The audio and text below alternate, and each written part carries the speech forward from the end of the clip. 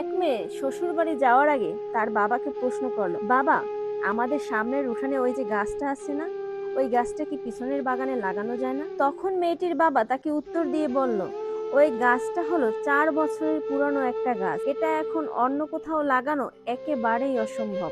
এখন যদি এই গাছটাকে অন্য জায়গায় নিয়ে লাগাই তবে সেটা নতুন মাটিতে নিজেকে মানিয়ে নিতে পারবে না এবং গাছটা মরে যাবে। নিজের বাবার মুখে এই কথা শোনার পর মেয়েটি তখন হাউমাউ করে কাঁদতে কাঁদতে বাবাকে বলতে লাগলো, আচ্ছা বাবা, একটা কথা বলো তো, 4 বছরের একটা পুরনো গাছ যদি অন্য জায়গায় নিজেকে মানিয়ে নিতে না পারে, নতুন মাটিতে নিজেকে একদম বাঁচিয়ে রাখতে না পারে, তাহলে আমি তো তোমারই ঘরের 20 বছরের পুরানো একটা মেয়ে, আমি তো কোনো সামান্য একটা গাছ নই, আমি তো তোমারই মেয়ে।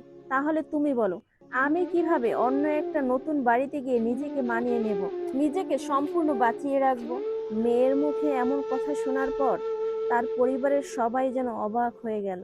তার বাবা অঝরে হাউমাউ করে কাঁদতে লাগলো। আসলে ছেলেদের মেয়েদের জীবনটা যতটা সহজ মনে করেন, আসলে মেয়েদের জীবনটা এতটাও সহজ নয়, অনেক কঠিন।